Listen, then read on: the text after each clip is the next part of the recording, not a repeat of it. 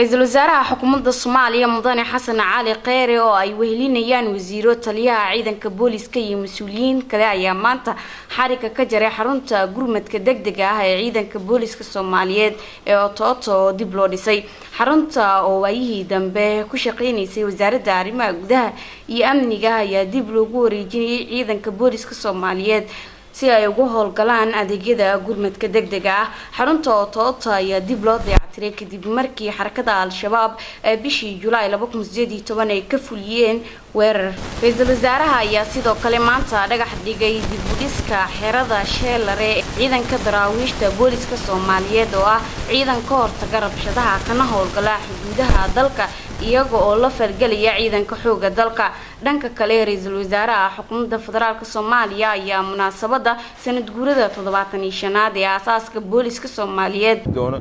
meel kasta ay bulshaan ama soo taagan saan iska fiican oo dhisayna haduu Ilaahay raahdo har habeen waxaan u taaganahay in cadawga la difaaco sida uu soo difaac badan la sameeyay weerarka kadib meel badan ka difaacnay waa burburinay saxafi ugu dambeysay markay soo wareersan ay ka minteen gudaha galaan ala dilay haduu Ilaahay raahdo sameeyna waxaan diyaar u nahay har habeen dhiigayna horeena